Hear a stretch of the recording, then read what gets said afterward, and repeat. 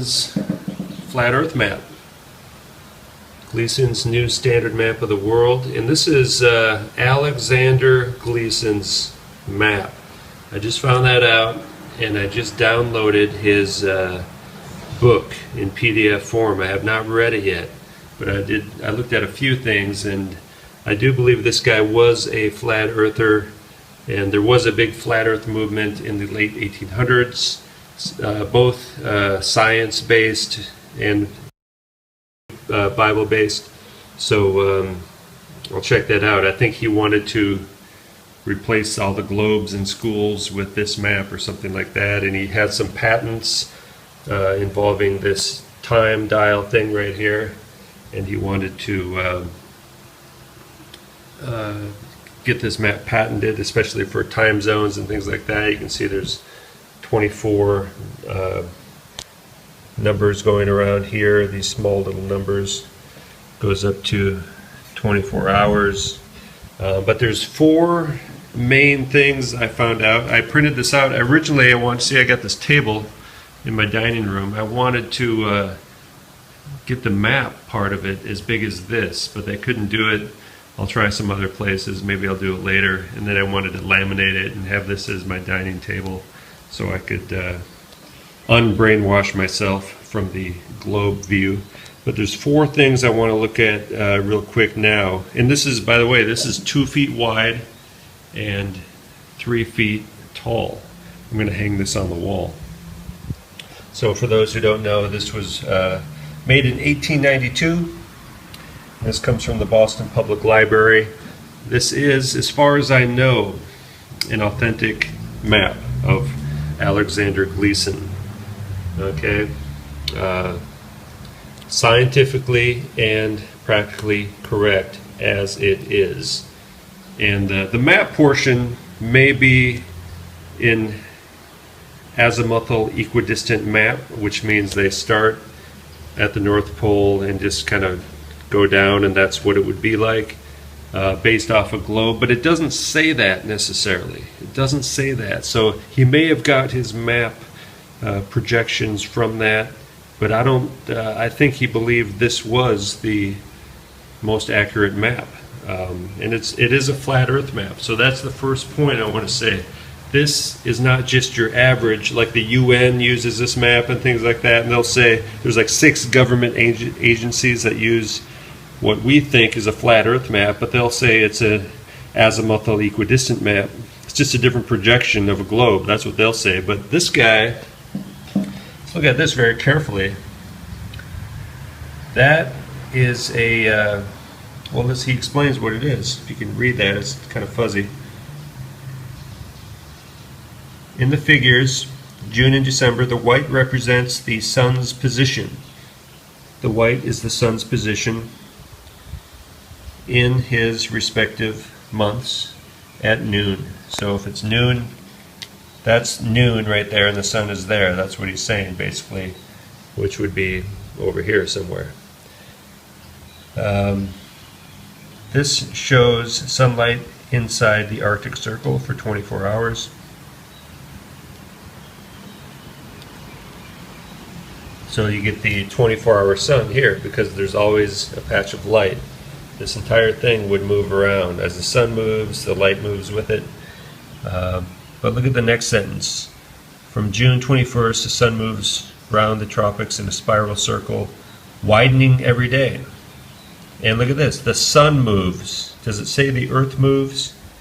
No, it says the sun moves round the tropics in a spiral circle. So that's proof right there. This is a flat earth map. This guy was a flat earther because he says the sun moves. If you have a heliocentric worldview, the earth moves, and that explains the sun's movements. But here it says the sun moves till it reaches its destiny on the southern or outer solstice on December 21st. Okay, so that's saying basically the sun moves around, and over the year the sun's path gets wider. Okay, so here's the December solstice, December 21st. The sun moves. Again, the sun moves. around the Tropic of Capricorn, and during the day lights up the southern portion of the Earth from the Arctic Circle to some portion of the Antarctic ice. Okay?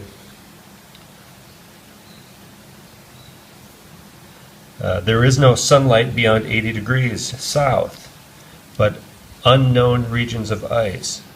So below 80 degrees south, there's no sunlight. That's why there's still ice down there. It doesn't melt. There's no sunlight to melt the ice. That's why we have this shape, because the sun goes around in a circle, melting the ice underneath it. And if there's no sunlight, the ice remains. Sun goes back up north, completes its seasons. Okay, so this is the flat Earth cosmology right here that we're talking about. Okay, and luckily, just so happens, let there be light. Yay! Okay, so this is our sun. It's just a lamp above us on the ceiling. So, okay, so the sun's coming over. Sunrise probably around, say that you're in the East Coast of the United States. You'll see the sunrise, and the sun, say it's, the sun would be about 4,000 miles above us. If you triangulate the distance that the sun lights up on the Earth, that's what people do. They triangulate the light. You can figure out how high the triangle is and all that. So 4,000 miles above us, it's sunrise, and then now it's noon on the East Coast. Okay, now it's going around. You know, in the summer, there's enough light to fill the North Pole at all times. So the sun going around, and then over the seasons, heading into the winter, in December, the sun has a wider path, which is the Capricorn, Tropic of Capricorn. I'm not doing a perfect circle, I'm just using that image of the light. What happened there? It's an eclipse. And that's why it's summer down in Australia. So the sun just circles above the Earth like that. Okay? And the Bible says the firmament is the heavens. So there's some kind of region. There's probably, it's probably a division between this terrarium of Earth, the atmosphere, and then there's the heavens. And the stars and the sun are in there. The Bible doesn't say God created billions of suns. The astronomers say the sun is just another star. The Bible says, Genesis, in the beginning, God created light to light the day and the light to light the night. The moon does the same thing. They're the same size. The moon has its own light, some kind of luminescence, chemical luminescence possibly, which is a real phenomenon, as is bioluminescence. And then it says God also created the stars. So why did God create billions of suns, billions of stars, and this is just another star? The suns and stars are the same thing?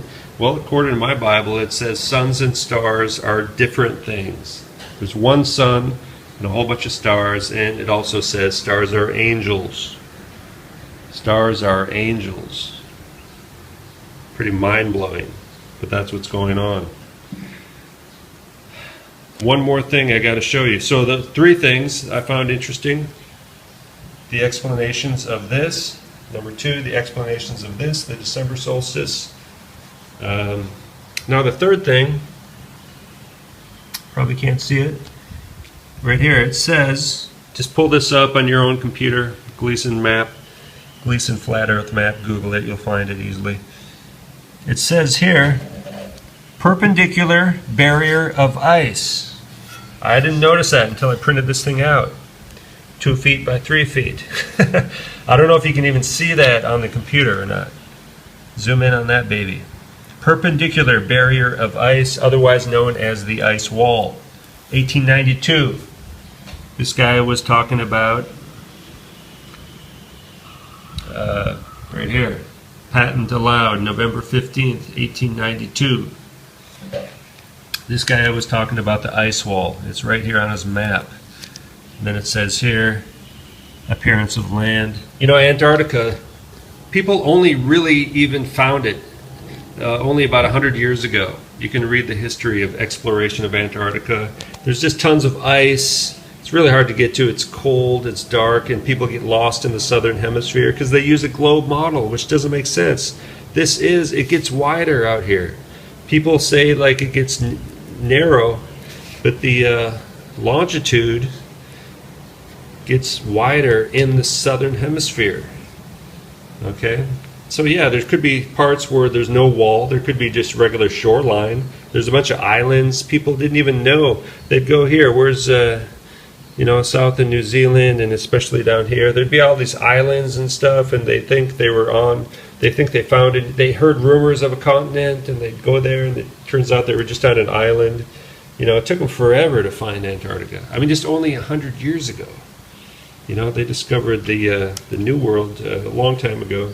So that's the third thing. And the fourth thing I found interesting was that this is a flat Earth map.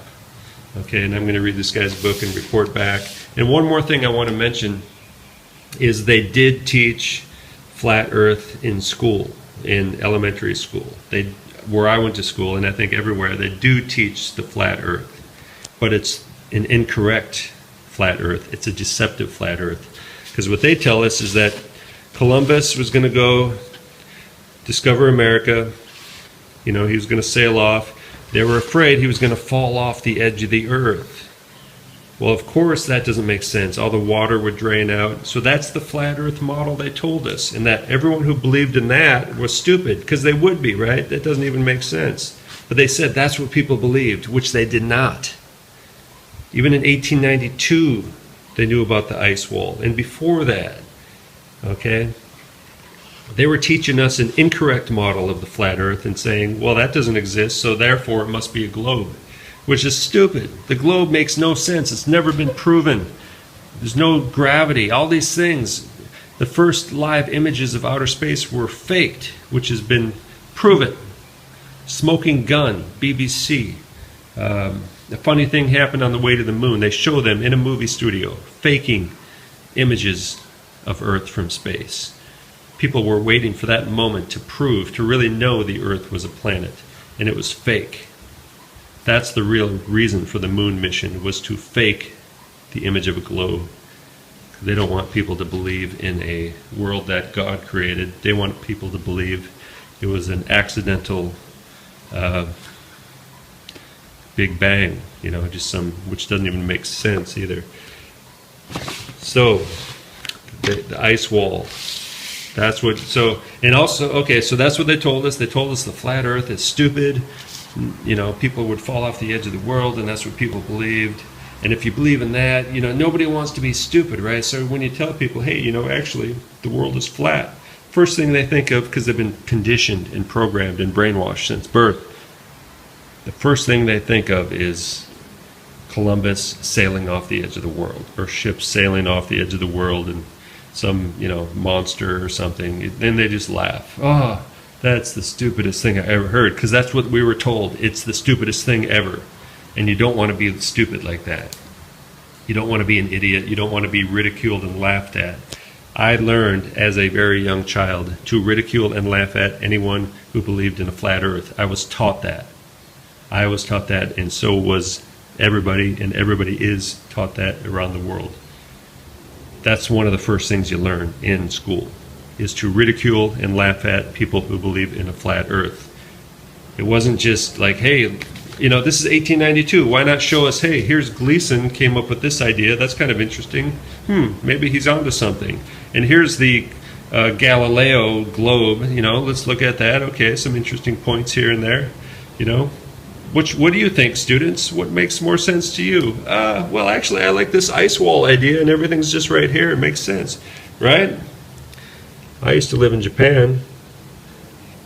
2 times, I clearly remember, we made emergency stops in Alaska.